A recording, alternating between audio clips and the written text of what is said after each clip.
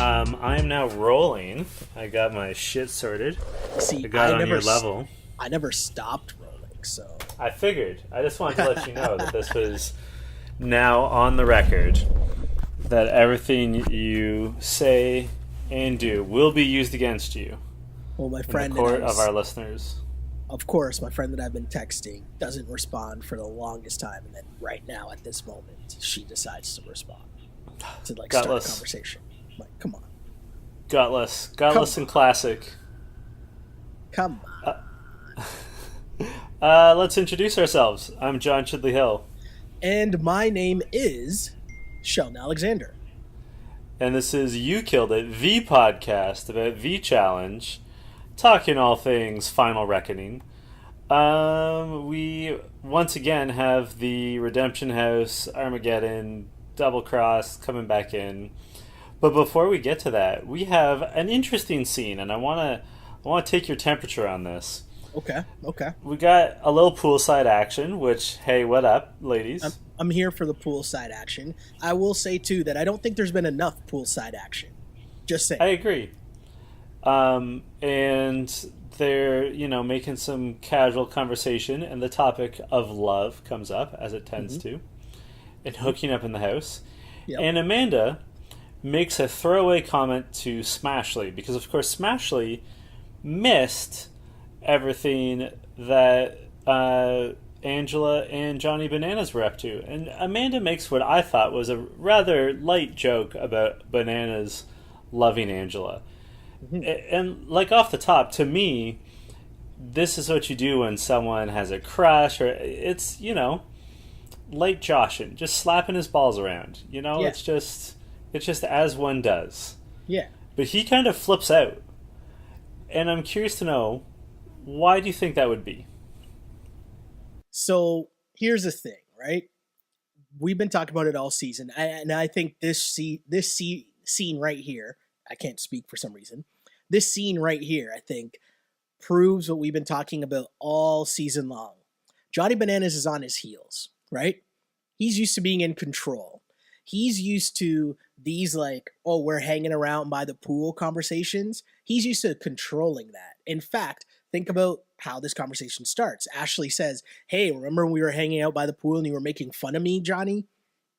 Right? Because that's what normally happens.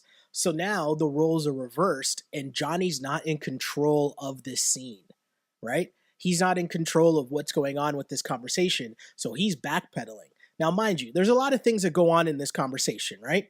Where Amanda, she's definitely throwing shots at Bananas and Angela, right? Saying basically, if you weren't who you were and you guys met outside of the house, she wouldn't give you the time of day.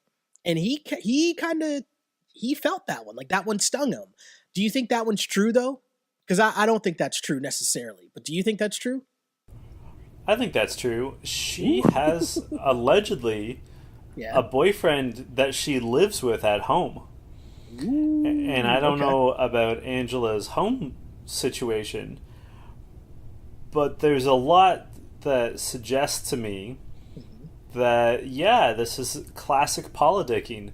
And I think what lends credence to this is, picture from Angela's perspective, comes into the house, doesn't really know the lay of the land. She's a rookie, and not only is she a rookie, she's the only one from Bad Girls Club. And I know that she was on, I guess, X on the Beach, which is how...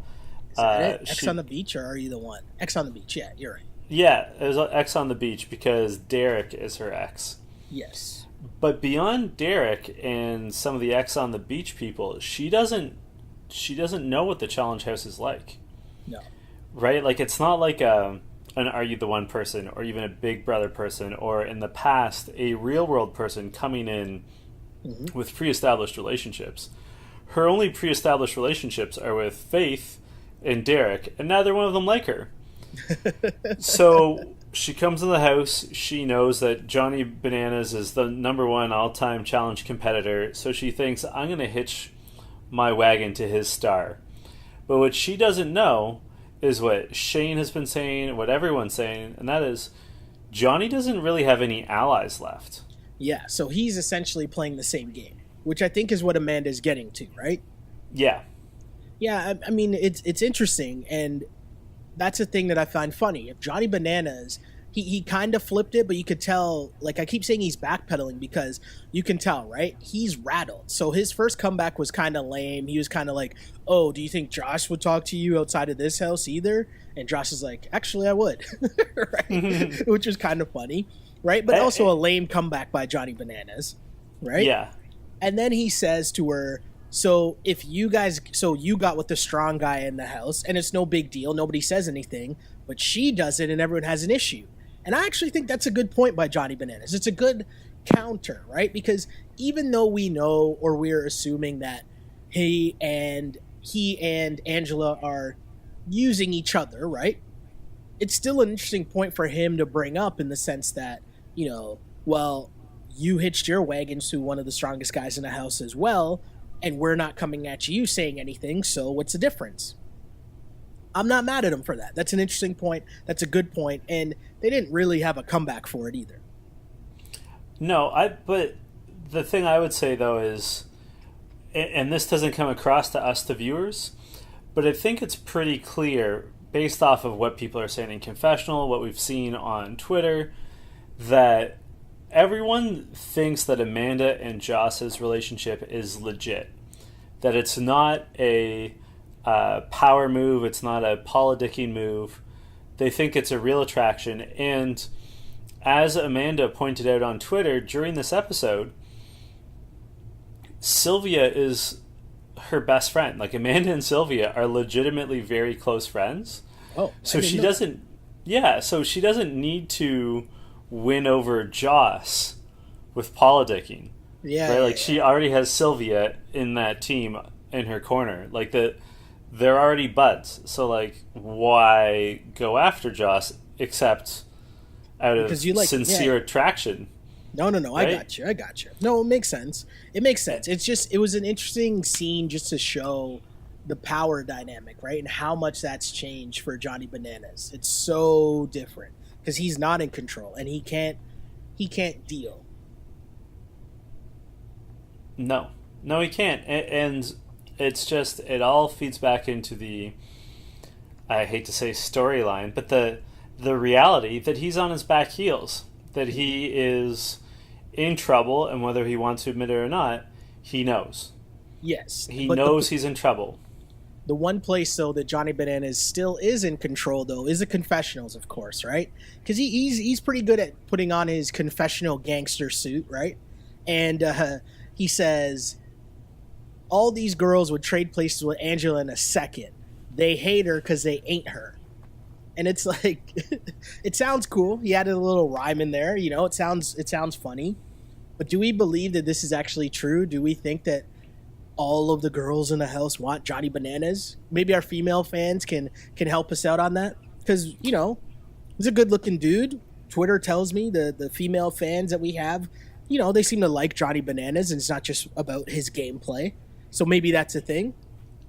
Yeah, I don't know. My understanding is that he is quite attractive to women and to some men. But, there's also the issue of reputation and the issue of understanding what he brings to the table.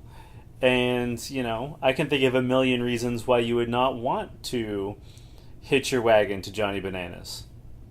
No, for sure. It kind of seems, too, that Amanda... And Amanda and Ashley are perfect examples of like how you should be as a newbie and then like grow into your own within the challenge house. What I mean by that is like they're not afraid, right? Like they came into the house being themselves, unapologetically being themselves as well, right? But just talking shit the whole way through. And to now where they look at Johnny Bananas, they look at him as an equal. They're not looking at him as a guy that won however many challenges he's won. They don't even care. They're going to sit there with him and like diss him, and because they want to see him uncomfortable. They know that they have the numbers on their side. They know that he wishes he had the numbers, and that's really what they're doing. They're poking. They're just doing it in a different way than Shane does, right? Yeah. They're doing it in a better way than Shane does. Totally. 1,000%. 1,000%. So we switch over to the Redemption House. right?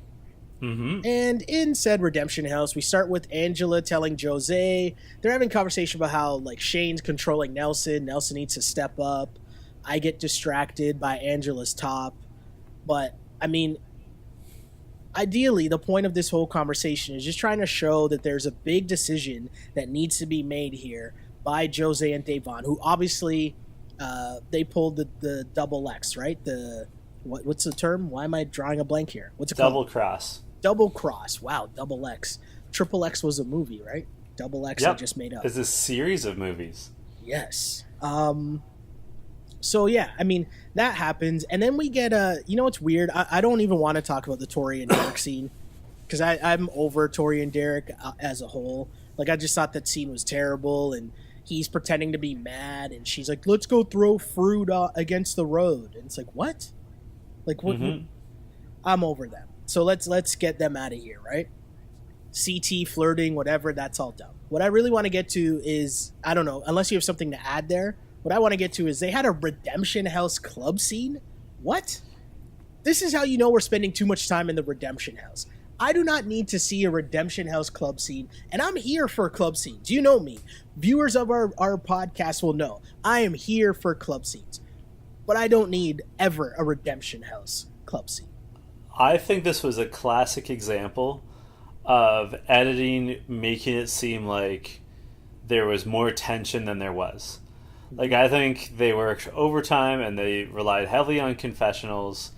And, you know, CT is, I think, just a fun guy and was like, knew that there was no way in hell that Jose and Da'Vonne were going to go against him and Veronica. And so he's just having fun with it. And, like, you know, they had some wine. He was teasing Jose. He put on that, like, muscle shirt. But, like, I don't think there's ever any doubt. And when we actually get to the Armageddon, you know, the Da'Vonne quickly turns to Angela and Faith and says, you know, you guys are super loyal and you're friends, but you have to understand that we gotta stick with our big brother people. And, like, Faith and Angela are just, like, nodded and took it in stride. It's clear that, like, even Faith and Angela were not in doubt. Like, there is no... Yeah. In reality, there is no mystery as to who they were going to pick. Instead, you know, we had not the forced drama, but, like, the producers who were interviewing people in confessional clearly said, like, hey, you know, in what world could you see that Jose and Da'Vonne would pick you? Yeah. Right? No, for sure. For sure. And then we even get that, like, weirdly manipulated scene of Derek trying to get with Da'Vonne, where, I mean, I think there are two people in a club dancing. You know what I mean? I think it was very harmless, and then for the sake of producing an episode, it turned into, oh, is Derek trying to get with Da'Vonne, and that's his, like, Hail Mary to try to get her to pick him, which makes absolutely no sense because, again, you're picking someone to go against in an elimination. You're not picking someone to be a part of your alliance when you get back into the house. So what does it matter how much I like you? Do you know what I mean? That really didn't make sense to me. So I thought that was kind of manipulated, whatever, but a useless scene. And, I mean, I was just happy that it kept moving on anyways. And we got to a point where I didn't realize the bond between Natalie and Jose was that tight. Like, I got the whole big brother thing, but I didn't realize that they were such good friends outside of the house. Did you realize that? No, it makes sense, but I did not realize it. Yeah. No, super interesting, right? Super interesting. Then we get back to the main house. Main house people find out that they're going to get to watch the redemption battle back into the house, right? Cool. We find out Zach and Kara are kind of close. Kara's all alone in the house. And Zach, I thought, made a really nice point in confessional that he really felt for Kara, who has or had legit feelings for Kyle, and that it'd just be brutal to watch Kyle hooking up with Faith, and how it would have been, it's so hard, and how he does feel for her and respect her. Zach's really matured. I really quite like Zach now. I was not always Team Zach, but now I've circled around. I did actually write down, like, is this a new Zach? Like, what? That just seemed odd. Like, it didn't seem like the normal Zach. You know, Jenna, and we've always said, Jenna is like the nicest person on this show. So it would only make sense that after a while, maybe some of her niceness or her nicer qualities would rub off on Zach, right? Like, that would make sense. But he comes off as a really good guy in this episode and in this scene, especially in comforting Kara and relating to her, right? So that was kind of cool to see, for sure. Yeah, I thought that was kind of cool. The other part, though, that I thought that was super interesting about this whole thing was Angela. I kind of felt like Angela is auditioning to be a regular part of the challenge, I felt like. Yes. Like, I felt like a lot of the scenes were really over the top. Like, you could tell she's not new to this reality TV thing, right? No. And you could put her on one of those, like, Basketball Wives shows, and I know that's essentially what Bad Girls Club was, but, you know, like, you could just see that, right? Like, you could see the switch get flicked, and she's on, and she's just, like, the hands are going, the neck is going, she's talking to the camera. Oh, she's pushing a narrative for sure, but she doesn't... In my mind, she doesn't really have a reason to be pissed. No, not at all. Not right? at all. And, like, the people who she was mad at because they're talking shit about her, she wasn't really friends with anyway. No. So... It was really weird. And especially the one thing, and I gotta say, I didn't think this episode much was really going on for a lot of it until we got to the elimination Armageddon place, a.k.a. the set of the California Love video. And yeah, I love that you make that reference every time we get to the few times that we get to see the Armageddon set. Well, hey, you never know who might be listening for the first time. You know, they might be new to my material that I just recycle each and every week. So, but I got a question for you. Have you ever seen this happen before, where TJ starts talking and then Jose interrupts TJ to say? Like, first off, are you supposed to interrupt TJ? No. From what I've heard, he has a hard enough time hitting all of his lines anyway. Oh. You shouldn't interrupt the man when he's about to go. So he interrupts TJ, which again, not supposed to do that, but then says, "All right, everyone, read." And I was like, hold on. What's read? John, were you familiar with the term read? No. And I like to think I'm hip and cool and young, but I have never heard that phrase. Have you? Sorry, that reminded me of, I guess I can, yeah, I'll talk about it. It doesn't matter. I was going to say a place I used to work at, and they brought in like these dudes who were supposed to be like the creative, you know, they brought in a bunch of different people to like run the place, and they kept having like all these meetings and like focus groups and stuff. And then they came out of it and their whole thing was to be young, hip, and edgy. So it became kind of a running joke of, yeah, we're young, hip, and edgy. Yeah. But anyways, that's what that just reminded me of. But I was also unaware of the term read, but Shane gives us a little context and says a read is when you tell someone about themselves, and it might not be something that they want to hear, which I thought that was kind of interesting. But I also thought it was really something that the world needs more of. Well, like, isn't not it to called go off. Twitter? It's not called Twitter, well, no?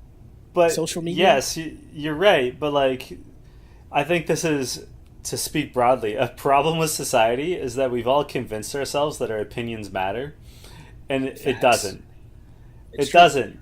So, like, and like a lot of the beef that was aired here, you know, they opened up a butcher shop. They're slinging so much beef. These guys. So I mean, it's, as you were about to say before I rudely cut you off, it starts with Angela going in on everyone for talking shit behind her back, except for Johnny. Yeah. And then we've got Natalie trying to call out Cam. And then, most impactful, probably in the long run, Faith called out Kyle for hooking up with Ashley. So, a couple things here. Before we deep dive into Faith, I just Googled Urban Dictionary, the reliable source that is Urban Dictionary. And the it's term my favorite read, dictionary. right? And it says, To tell somebody about themselves, mostly used by gay black men. Oh, okay. I was unaware of that, but I guess in the context of this, it was used by Jose. So, yeah. Urban Dictionary. So that makes sense. Yeah, would be correct. Cool. Sorry, I just had to add that in there. Research on the fly, quote unquote research. It's appreciated. I'm glad you thought of doing that. So yeah, let's get into this because I think this is where this episode really started to pick up, right? And shout out to Faith. That's what I'm going to say. Shout out to Faith because I have to give her mad props for what she did here because she could have handled this in a way different way, but instead she was so smooth.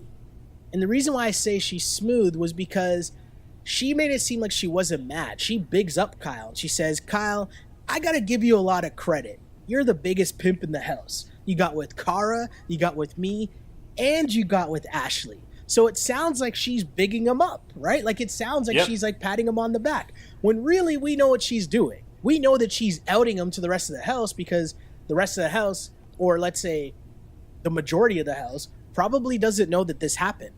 Most importantly, Ashley's partner doesn't know that this happened, and Cara Maria also doesn't know that this happened. But Faith kills two birds with one stone because she played it off as if she didn't really care, but also she exposed him to the rest of the house. What did you make of Faith's tactics? I thought it was brilliant. I thought it was brilliant, not just for all the reasons you listed, and you're spot on, but it's also brilliant because, as we've discussed, she knows that she's not going in. Like, she knows that this is her goodbye to the challenge Final Reckoning. So why not heat things up? Why not throw some shade, right? Like, and it's not like Polly, who really embarrassed himself, if we're being real. Mm-hmm. Right? As you said, she had her head held high. She put it out there clearly and at least presented herself as not being hurt. I think she was hurt. But she gets to light this fuse and then walk away, and she doesn't look bad, and no one's going to be mad at her, right? Nope. No one's going to be like, man, fuck Faith. Even Kyle can't get mad, right? She wasn't mean, she wasn't nasty, she just stated facts. She publicly bigged him up and left. That's it. Yeah. She doesn't have to deal with it. Super cool. I thought it was super cool. She did a great job. Slow clap for Faith. A great job. And following that, I guess we should also give a shout out to Cam, because Cam was kind of funny. And I know that obviously this scene was won and dominated by what Faith did, but the way that Cam flipped that whole thing back onto Natalie, to me, was really funny. Because it was kind of like Natalie, or at least the way that it was edited, Cam was so unaffected by this. You know what I mean? And she just kind of, her confessional to top it off, that was just like, you know what? You should talk to me from the actual house and not from the redemption house. Like, I thought that was pretty funny. I think, though, that of the three of the reads, Natalie's was the weakest. Right? Like, it seemed put on. It seemed put on, and she was asked by, she, like, went after Cam. But at the end of the day, she's the one that, like, asked to go against Cam and Kaylee in competition. Exactly. Is Cam supposed to lose? Is Kaylee supposed to just roll over for her? Like, Which is what Cam said, and it makes so much sense. Like, why are you mad at her? What did she do to you? Except you called someone out and it blew up in your face. Yeah, that's that. Right? And, like, sure, Cam did a little bit of shit talking, but you also said her name. Like... And when you're Killer Cam, you get to talk shit. Yeah. So it was weak ass on Natalie's part. And also the Angela thing, I didn't care. You know, like But that's what I'm saying. I think she's just auditioning. That's all she was doing. Straight auditioning to be on the next season of the challenge. That's it. That's what I thought that was about. But sticking with this season of the challenge, were you surprised that Da'Vonne and Jozea picked Team Big Brother? No. So here's my thing. I touched on it earlier, and I want to get your opinion on this, okay? Disregard what actually ended up happening for a sec, right? And follow me. Mm-hmm. Why is it important for you to pick someone who you're in an alliance with when only one of you are getting back into the house? That part I didn't understand. Like, why aren't you just picking who you think you can beat? Well, I think you just answered your own question. I think that they thought that they could beat them.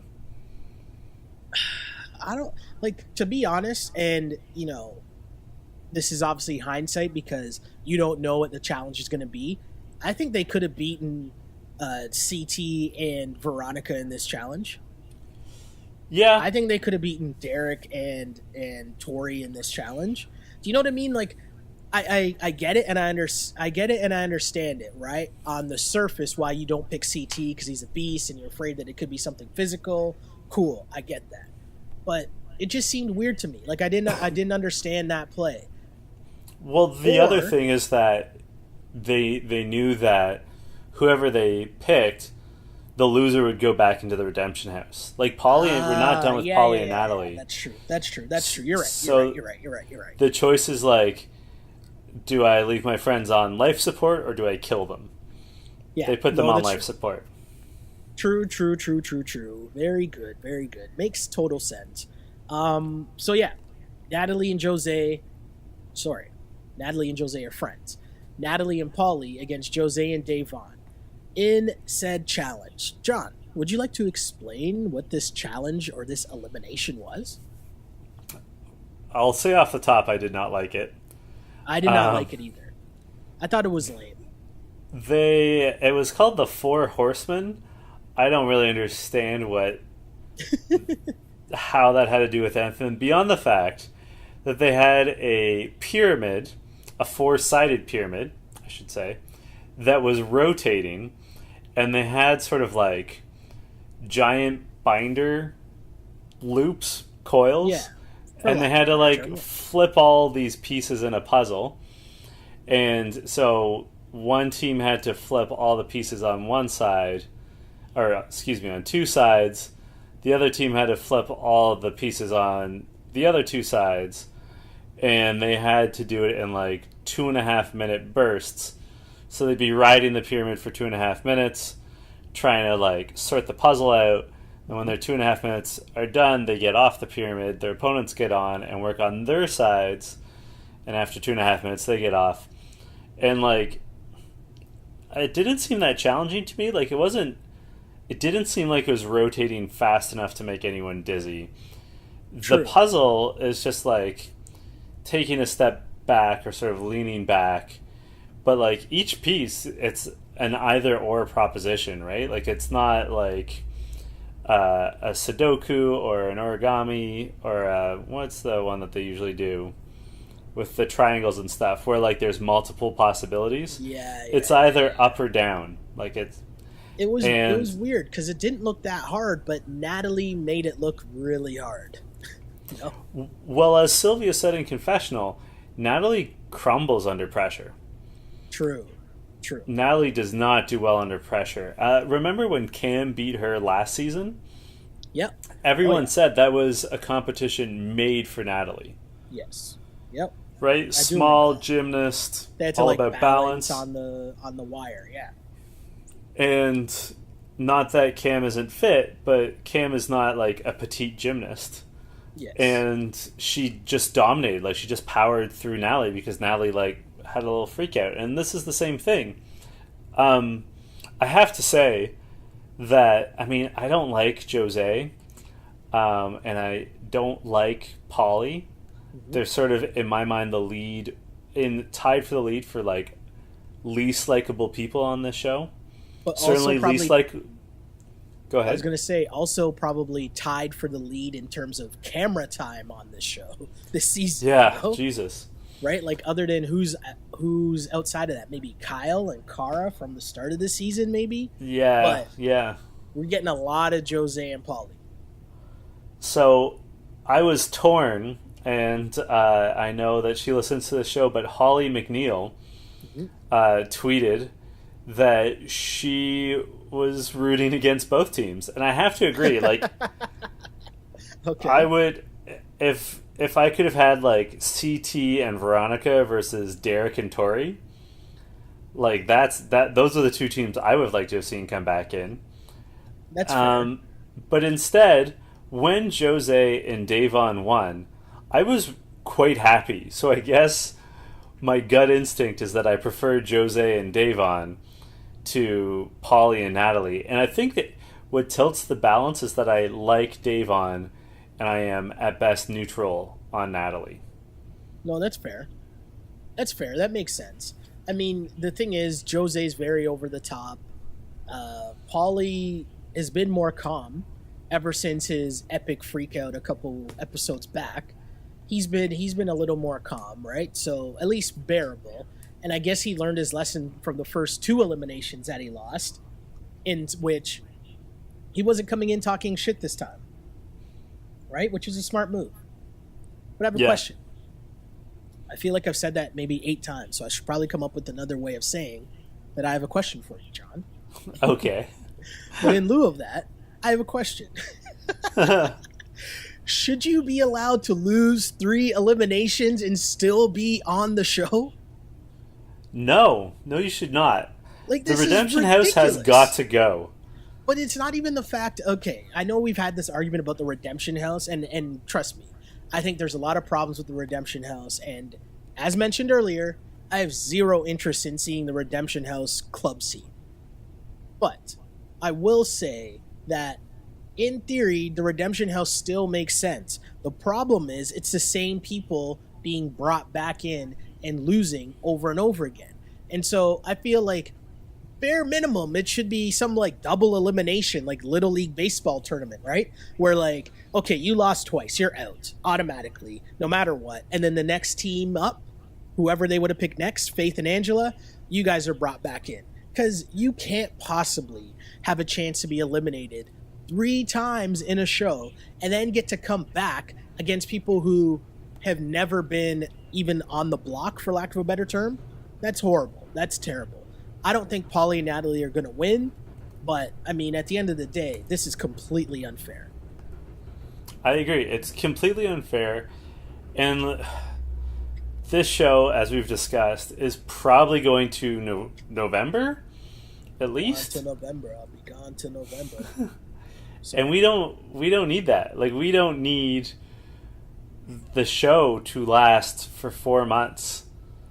And like, we love the challenge, but like this show would be better without the Redemption House.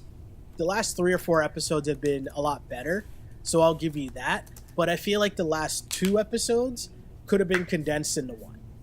Yes. One really good episode.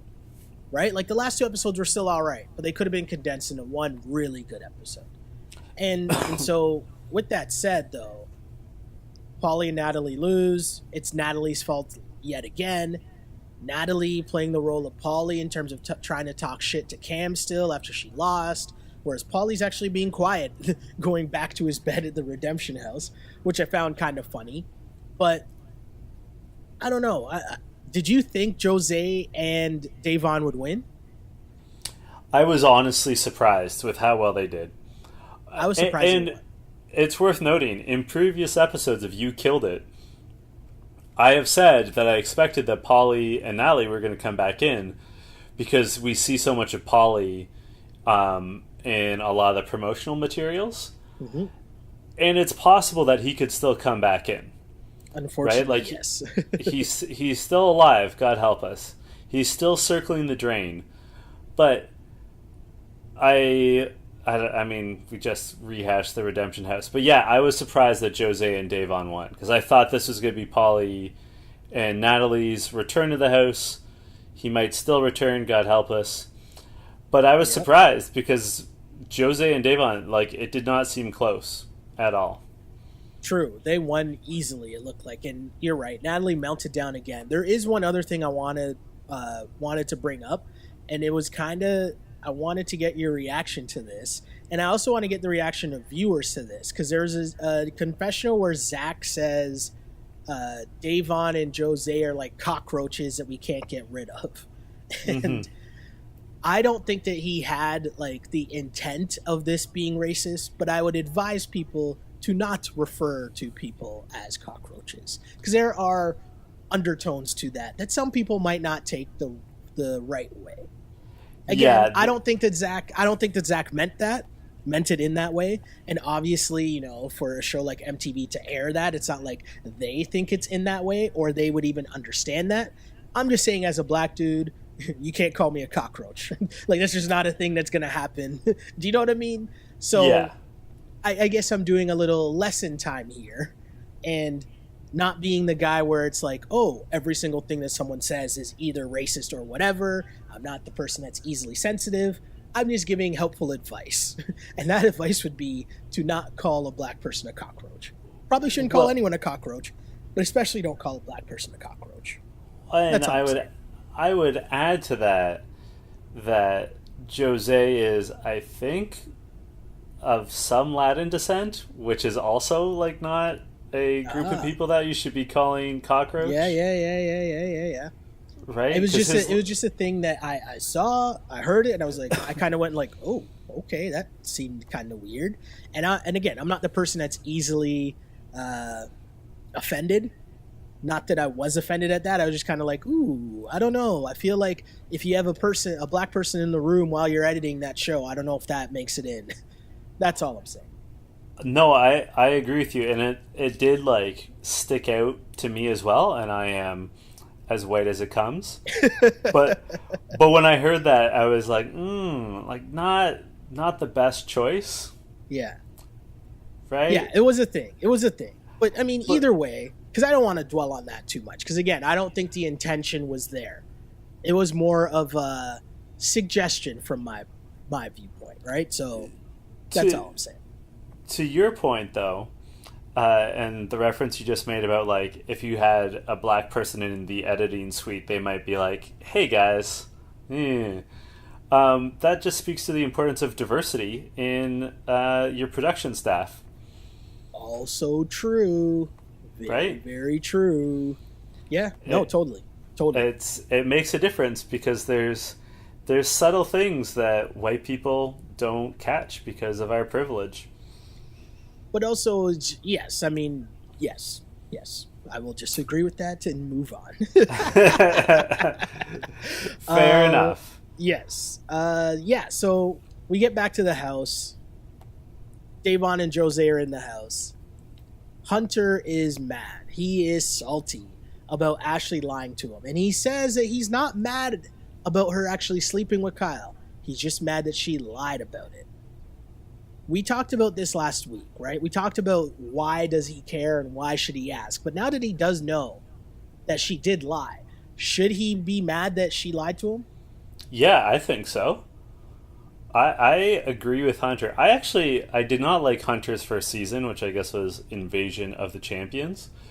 I did not like him then, but like I think he's a genuinely good person, which is very rare on this show. And I agree with him that it's something he has to know about because guess what? Now they've got Cara Maria coming after them. Yeah. No, that's And that's a problem. That is a problem for Hunter. That's a problem for their game. That is going to adjust who he talks to. That is going to adjust who they have to vote for. Mm-hmm. It makes a difference. And Cara Maria is a worthy adversary. Right? Yeah. Like, she and Marie, although they do not get along at all, they both have strong alliances. And they are smart and they make good game decisions. And Cara Maria is really good at eliminations and competitions in general. So, yeah, I think that's a need to know situation. And I think he made that point well to Zach. And I also think Zach is exactly the right person to talk to. Yeah. No, because, totally agree. As previously established, Zach and Cara Maria like and respect each other. And inevitably, Cara is going to go to Zach and be like, man, this is some bullshit. And in terms of the challenge beyond Final Reckoning, but going forward, it is helpful for Hunter's game, maybe not in this season, but in like next season and the season after that, if Cara Maria can say to herself, hey, Hunter didn't know about this Ashley situation, and Hunter was also unimpressed. Right? Like, that's playing the long game. That's smart. And I mean, the tape will bear out what he's saying, but even within the confines of this season in this house, it's good if it gets to Cara's ears that, like, hey, Hunter wasn't covering up. Hunter is a good guy. Like, Hunter, you know what I mean? Like, just plant that seed of doubt before Cara comes gunning. Like, it might, in the long run, help out if Cara's like, you know what, Ashley, you're a bitch, but Hunter's a good guy. Like, that could help. True. Very true. No. That makes a lot of sense, you know. And you're right. Hunter is coming off as being a pretty good guy in this instance so far. I know there's still a lot of time. He hasn't been in the house for that long. But he's been pretty good so far, right? He's been a good dude so far. He has been a good dude. And I think when he and Ashley hooked up way back when, I think he genuinely had feelings for her. But I think he's also completely moved on. And, like, genuinely likes her, but does not like that she lied to him. Yeah. No, which is fair. I understand that. You want to be able to trust your partner, but again, I guess there's a reason why they're vendettas, right? Yeah. And it was pretty funny the little shot he got in at her when they're confessional before the next challenge. Where he's like, oh, you know, she's going to get to eat a bunch of dirty balls, but I guess she's used to that. She like, hits him. Like, that was kind of funny. Yeah. But yeah, the next challenge. The next challenge was interesting. I was glad that we got a scene where... I'm glad that the episode started with this next challenge. Or, sorry, ended with the next challenge started. Yes, me too. Does that make sense? Did I say that right? Yes. Because I feared that they were just going to get back into the house and then they were just going to chill and some, like, dumb fight was going to break out and then that's all we'd see. But we actually got another challenge. And this was interesting because the teams, obviously, one person now had to be hung upside down. The other person had to hold your body weight up and let you back down so you could be dipped just over the water, right? And you would have to bite a bag that had some disgusting food in it and drop it into your bin, right? So you would have to follow this, but obviously it was difficult because some people are heavier than others, some people are stronger than others. It was probably a disadvantage for the first time that you had two guys on the same team because it was harder to hold up the guys than it would have been, you know, for, let's say, Zach to hold up Amanda, right? Yeah. And we saw that by the teams that did a really good job on that, right? Yeah, and it's interesting because I think they've done a good job of keeping it even where there's some challenges that would work well for the all-male teams. And there's some challenges that have worked well for the all-female teams. And there's some challenges that have worked well for the mixed-gender teams. Yeah. And this is obviously this episode, this challenge, benefit the mixed-gender teams. Because as you said, for Hunter to move Ashley up and down, no big deal. For Zach to move Zach to move Amanda, Joss to move Sylvia, no big deal. But for Tony to move Johnny Bananas, not easy. And because the back end of this was eating, you got to have Tony be the one to eat because that's his event. For Nelson to move Shane, Nelson was really struggling. And I wouldn't be surprised if Shane is heavier than Nelson. Not to, like, body shame Nelson. They're both in great shape. I just think that Shane's a larger person. Imagine being Kyle trying to move Brad. Like, Brad is a heavy dude. Brad probably has to walk through doors sideways. He's so broad. Like, it's... So it's ridiculous. Would you have wanted to be the person eating the food, meaning you're holding someone up? Or you would want to be the person that's dipped into the water to get the food? I'd want to be the person that gets dipped. I say this every season, I would be useless at eating that food. I would be so bad. I have a weak stomach. I was a picky eater growing up. There's still foods that I don't like because of the texture. Like, I hate yogurt. I hate, like, tzatziki.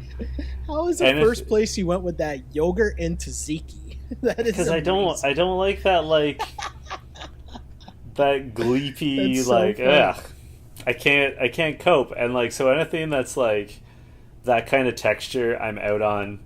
Yeah. I'm too picky an eater. So please hang me upside down and, let's try that. That would be what I bring to the table. Fair enough. How about Fair you? enough. What would you do? I feel like I would be able to eat the food, maybe. It's just the quantity I'm worried about, right? Like, I would try. Yeah. I feel like I would be down to try most things, but I didn't really like some of the shots where Shane is like, his head is fully in the water. I don't know if I'd be cool with that because you have no control over it, right? And I feel like I might freak out. I would rather drown than have to eat that food. Like, just dunk me and leave me be. What was it? It was like, it was chicken's feet, some intestines, and then like an egg sack of a fish. Yeah, you know what? In all seriousness, this was one of the better ones that they've had to do. Oh, like, in comparison to some of the other times when they have like eyeballs and stuff, and like, yeah. Sausages are made of intestinal casings. So if you've eaten a good sausage, you've eaten intestines. And I'm Scottish descent. I eat haggis with some frequency. Like, I'd be okay with that. I mean, they called it fish egg sacks or roe. That's just caviar. Like, caviar is a very, like, high quality version of that. Yeah. So, like, it's not that bad. The chicken feet would be hard because of the texture. But as Cara Maria said, and, like, I'm glad someone finally said this on camera or that it made it through edits, they wouldn't give it to them if it wasn't edible. Exactly. Right? Like, Bunham Murray's not about to catch a lawsuit by feeding someone poison. Like, exactly. Like, you got to use some logic here. I also have to give a shout out to Hunter, who explains how to actually win one of these competitions. Mm-hmm. And that's, you have to mix and match the foods. Yeah. Right? Like, it's a good call. If you figure out which one's too dry, which I think you said it was the chicken feet was too dry? I can't. Or was it the eggs? No, he was getting the juice from the eggs. Right. But you mix and match to make it more palatable. And you mix the flavors to make it... That's just smart. Good job, Hunter. He had it figured out. It was funny, too, because, you know, they've gotten to this new trend where they go overboard in showing people throwing up.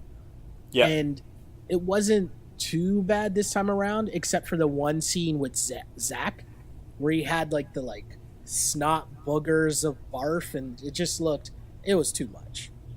So, before we talk about who won, we have to talk about something that has come forward on Twitter. Okay. And that is, we've got two sources on this. Both Amanda and Cara Maria tweeted about this. Okay. And that is, there was an added wrinkle that was cut out from this competition, and that is, there were ping pong balls that were floating in the water, and if you grab the ping pong balls, you could throw a grenade.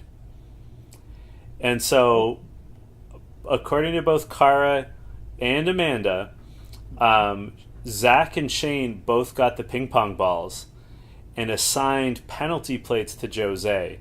So before the actual competition began, Jozea had to eat 4 extra plates. Oh, wow. But that was all cut out, so we didn't see any of that. I wonder why, though. I don't know. Maybe it just didn't affect him, so it didn't really work with the story? I don't know what to tell you. Because the shots they had of Jozea, he was like dancing while he was eating, right? So he didn't really look like he was bothered too much. No, he overcame that hurdle. But, like, wouldn't that... I mean, you are the TV producer. Don't you think that makes it more interesting if Jose overcame that? Yeah, and I mean, you know what? I would have rather have seen that make this episode than some of the stuff that happened on the front end of the episode. Yeah, I agree. Right? So, yeah, I mean, I can see. So I have the episode playing right now in the background, and I can see the balls. Like, I can see the ping pong balls floating around in some of the bins. That's interesting, though. I wonder why that wrinkle was taken out. That's super interesting. Now I'm even more intrigued to see how it plays out and what effect it had, right? Because everything seemed kind of weird to me, right? Like, how this was ending, because, correct me if I'm wrong, right? But basically, Kara and them had 6 plates. That was the max they could have. So as long as everyone else ate 7 plates in the allotted time, Kara and Marie would lose, right? Yeah. So why was Cam chilling and she just kept saying, "Oh, I'm fine. I got more plates"? Was she just confused about the rules? Maybe. Like, I didn't understand what was happening there. But she had no sense of urgency. But she also didn't look like she was anywhere close to being done. And obviously that could just be editing, but I'm pretty sure she kept repeating, "Oh no, we're fine. We don't have plates. We have way more plates." And I'm thinking to myself, wait, does she know the rules? Like, is she aware of what's going on right now? I was so confused. Yeah, it was confusing, and I mean, I'd have to go back and watch the episode more closely, but she did have 3 or 4 plates. They specifically said she was through 3 plates. But, like, unless she had a plan to just, like, crush 4 more plates. But there's only, like, a minute left. Yeah, so I don't know what her deal was. It was super weird. I don't know what's going to happen. It seemed like a weird ending. We know that Hunter and Ashley won the challenge. Basically, it's going to come down to a race between Cara Maria and Cam. And again, Cara Maria has 6 plates. Cam needed to finish at least 7 plates to win. And the loser was going through to the redemption house. So, I don't know. I'm interested. It ends on the cliffhanger. We don't really know who's going to win. We're not sure. But we ended up being the winners at the end. Why? Because the This Season On trailer closed out this episode. And all I have to say is, wow. This is why I'm here. The This Season On trailer, which, remember, we were talking about it earlier, and it was okay. It was okay. And I thought that, the reason why was probably because they're editing the episode as it goes along. Or editing this season as it goes along, right? And so you might not fully be aware of how everything's going to cut together. You have a basic plan of how you think episodes might go, what's going to be in certain episodes, storylines, etc.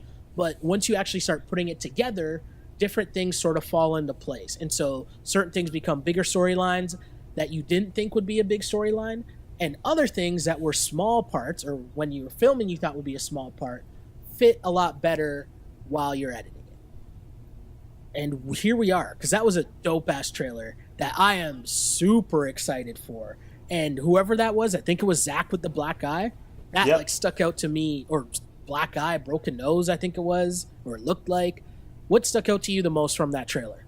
I would say the Zach broken nose. They were testing to see if his nose is broken, and for those of you that have never broken your nose, you typically get a black eye when you break your nose, just because the shockwave goes into your orbital sockets. That interested me. The side Russian leg sweep that we saw, where some guy gets shoved and tripped onto his back, possibly hitting his head. That looked pretty big. Shane and Johnny Bananas arguing again, and Shane informing Johnny that he is not the most popular person in the house anymore. That once again, you get to choose whether you keep all the money or you split it with your vendetta. Now that's massive. That is huge, no? I think it's huge, and I think it matters I think that is a huge advantage to some teams. Well, here's the thing, right? Like, which teams that are currently in the house, which teams do we think for sure would not split it? Marie and Kara.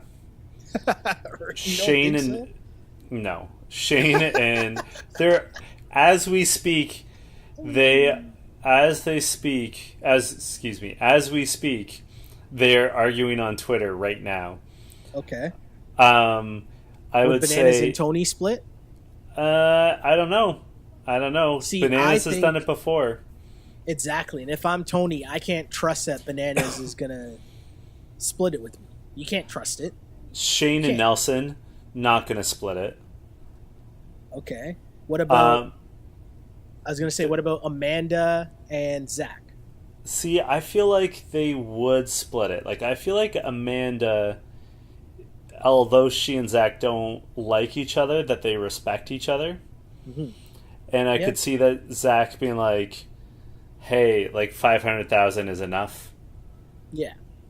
And like Amanda put in work. And like Amanda has put in work. Like Amanda has helped them win competitions undoubtedly. Like it's a partnership of equals. They bring different things to the table, but like she carries her weight.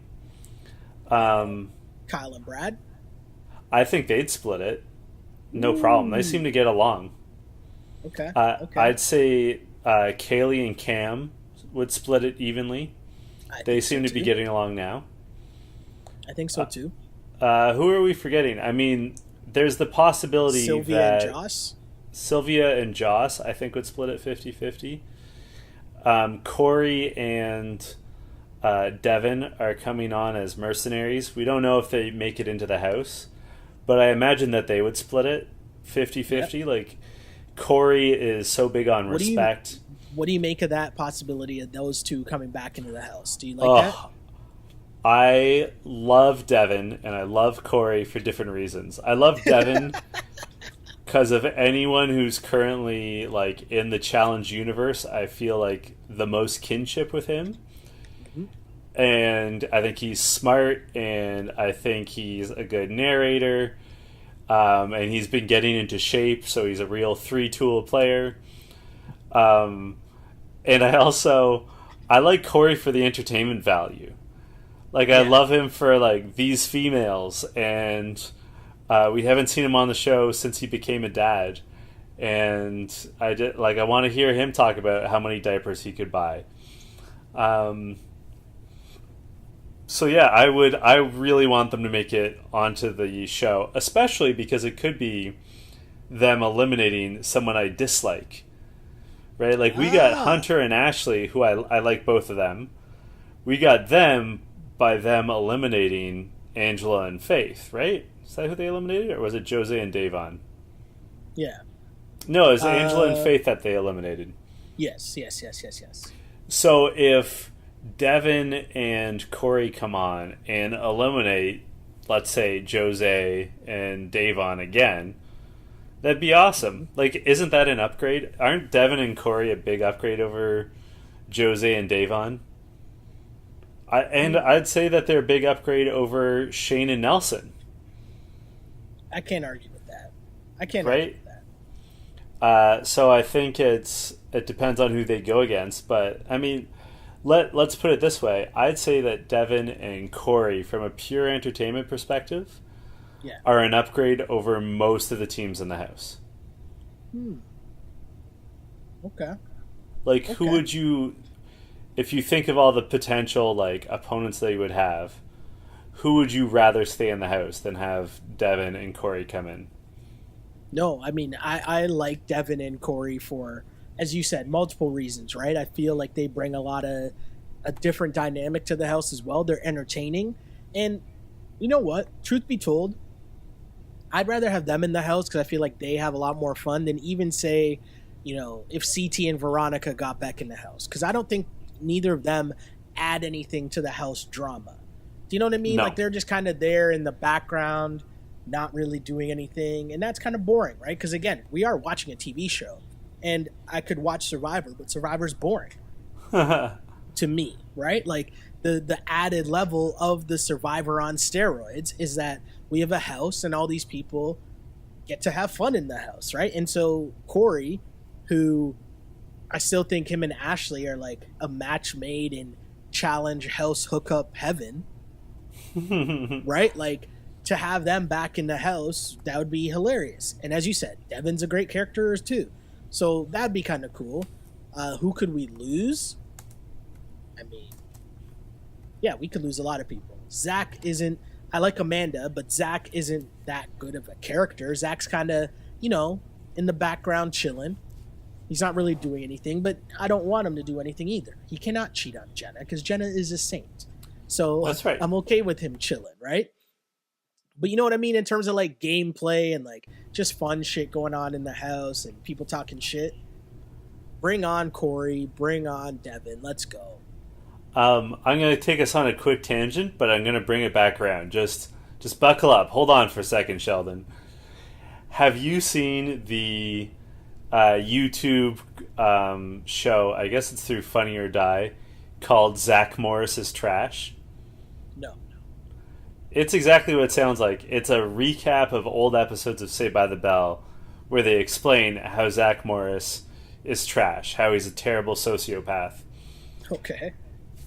And one of the running jokes is that Kelly Kapowski is a saint, that she's an angel, and that she deserves so much better than Zach. And I'm bringing this around because Jenna is the Kelly Kapowski of the challenge. I see what you did there. I like it. I see what you did there, and I like it.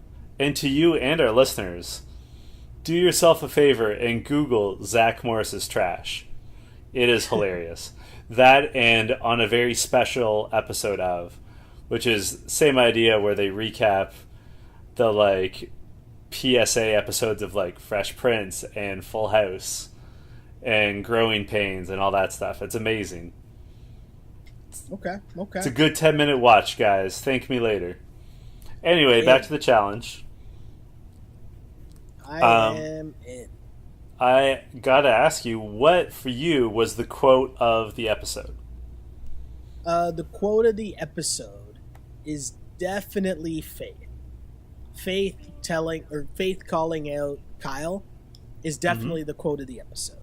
But since I already mentioned that, I will bring up a scene we didn't mention, which was Ashley's in the kitchen. She's kind of looking around for something to eat, and she's saying, "Oh, I've been wasting away in this house. Soon, like my body's just wasting away. I'm going to be nothing soon."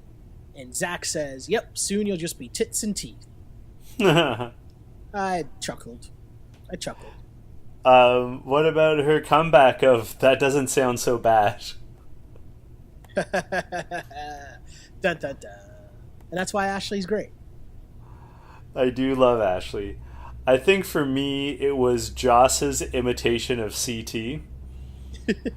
Where he said he was disappointed that CT was leaving. Yeah. But that he can't understand him. And then he did an excellent... I can't even replicate it, but he did just like a spot-on imitation of CT's Boston mumble. Yeah. Yeah. No, that's fair. That is definitely fair. I enjoyed it. And now, follow-up question. Who killed it this week? See, this is a tough one. This is a very, very tough one. Obviously, we had a challenge. Obviously, we had an elimination round. So we had competitions in which we could pick someone to be a winner. And this is going to sound horrible, but I'm picking Jozea. And the reason why I'm picking Jozea is you're the winner of the losers, right? Because the Redemption House, cool. But the fact that Jozea, who, again, at the start of the season, when I was explaining to people, and my guy LT reminded me of this today, that I should be bringing this up a lot more. But I brought it up at the very beginning of the season and didn't really bring it up since. But we know Jozea from Big Brother. Jozea was a guy who thought he was running the house in Big Brother, called himself the Messiah of the house, and everyone else was just his peasants, and he could do whatever he wanted in the house, and then got eliminated the very next week right? Sounds familiar. Josea's gameplay is not great. But yet, Jozea has found a way to be the focal point of the challenge for 3 straight episodes? And I know that's just editing, and I don't know if it's going to last. I don't know how long it's going to last. But at this moment right now, he's been the focal point of how many straight episodes, to the point where today I was having a conversation with friends that I work with about Jose's song that they played 2 episodes ago. And we looked it up on Spotify. Mind you, we all started laughing because the intro, he's like, Jose, as if he's like Rick Ross or something, which was just amazing. And his ad-libs, but I don't know. Somehow Jose has found a way to make himself very relevant in the early part of this season. And I'm not going to hate on that. I'm going to applaud that and salute Jose and give him MVP of this episode. I support what you said, and I would like to add on that he put his money where his mouth is and actually followed through and won. Yeah. But on top of that, I am going to choose his partner Da'Vonne as my MVP. Hey. For all the same reasons, but also she was not having what Derek was putting down. And she deserves credit for that. Yeah. Right? Like, I love that. I mean, there's 2 kinds of people in this house. There's and I mean, you could split this up a lot of ways. There's the people that fall for other people's bullshit in the house, and there's the people that see through other people's bullshit. Da'Vonne saw through Derek's bullshit. That she did. And said it to his face, wasn't rude about it, wasn't shitty about it, but was just like, hey, no, we were just dancing. This isn't going to happen. I see what you're trying to do. It's pathetic. And then just stuck with her friends, and as you already alluded to, she and Jose advanced. They got back in the house. Got to give them credit for that. And they survived the purge, right? Like, they got back into the house, and they didn't get eliminated. So they're going to be around for at least one more episode. So that's a big win for Team Jose and Da'Vonne. Yeah, got to give them that. Definitely got to give them that, for sure. So tell the people where they can find you on the soch. So you can find me on Twitter at Shell Alexander, on Instagram at Sheldon Alexander, and a special shout out to the people that listen to the podcast on YouTube. I mean, shout out, you can get the podcast where you get your normal podcasts on iTunes and at SoundCloud. Like and subscribe, as a podcast host that I'm a fan of, is what I meant to say. Always says, if you like and subscribe and rate us 5 stars. If you only give us 4, then I'm going to think that you're a hater. I always thought that was funny. And so I blatantly just stole that line from Bomani Jones.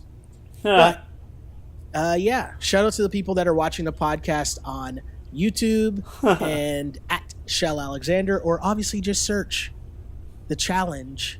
You killed it. The challenge podcast. Wow. I don't even know the name of our own podcast. What's going on with me right now? I'm tired. Right? I'm tired right now. I don't know what's up with me. But that's a little distressing. YouTube, iTunes, SoundCloud. Shout out to the listeners. And you can find me on Instagram and Twitter at jchidleyhill. And I should add my typical warning. This week I am covering the Davis Cup of tennis as Canada plays the Netherlands. So, as per usual, I get assigned to the country club sports because I have a hyphenated last name. Well played. So, if you decide to follow me on Twitter, just be prepared to hear about Milos Raonic or Denis Shapovalov, something like that. And I guess until will next. Will Genie be there?